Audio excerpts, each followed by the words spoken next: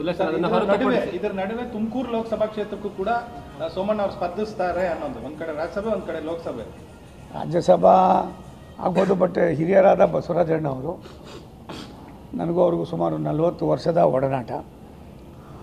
ಒಟ್ಟಿಗೆ ನಾವು ಅವ್ರು ಬೇರೆ ಪಾರ್ಟಿಲಿದ್ದಾಗ ಕೂಡ ನಾನು ಬೇರೆ ಪಾರ್ಟಿಲಿದ್ದರೂ ಕೂಡ ನಮ್ಮ ಆತ್ಮೀಯತೆ ಎಲ್ಲವೂ ಆಗಿತ್ತು ಮತ್ತು ಸುಮಾರು 15 ವರ್ಷಗಳಿಂದ ಎಲ್ಲ ಒಟ್ಟಿಗೆ ಕೆಲಸ ಮಾಡ್ತಾಯಿದ್ವಿ.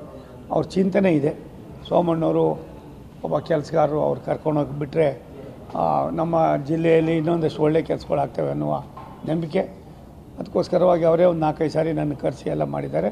ಅಲ್ಲಿ ಪಕ್ಷದವರು ಕೂಡ ಮುಖಂಡರು ಬಹುತೇಕರು ಬನ್ನಿ ಅನ್ನೋ ಮಾತನ್ನು ಹೇಳ್ತಾ ಇದ್ದಾರೆ. ವರಿಷ್ಠ ಏನು ಹೇಳ್ತಾರೆ ಅದ್ರ ಮೇಲೆ ತೀರ್ಮಾನ ಮಾಡ್ತೀವಿ. ವರಿಷ್ಠ ತೀರ್ಮಾನನೇ ಅಂತಿಮ.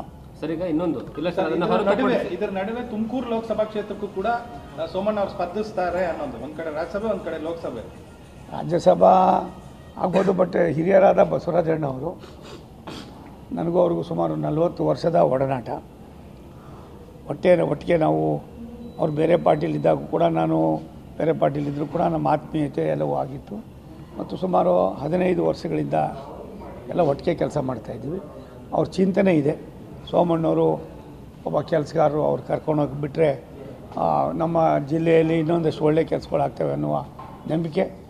ಅದಕ್ಕೋಸ್ಕರವಾಗಿ ಅವರೇ ಒಂದು 4-5 ಸಾರಿ ನನ್ನ ಕರೆಸಿ ಎಲ್ಲ ಮಾಡಿದ್ದಾರೆ. ಅಲ್ಲಿ ಪಕ್ಷದವರು ಕೂಡ ಮುಖಂಡರು ಬಹುತೇಕರು ಬನ್ನಿ ಅನ್ನೋ ಮಾತನ್ನು ಹೇಳ್ತಾ ಇದ್ದಾರೆ. ವರಿಷ್ಠ ಏನು ಹೇಳ್ತಾರೆ ಅದ್ರ ಮೇಲೆ ತೀರ್ಮಾನ ಮಾಡ್ತೀವಿ. ವರಿಷ್ಠ ತೀರ್ಮಾನನೇ ಅಂತಿಮ. ಸರ್, ಈಗ ಇನ್ನೊಂದು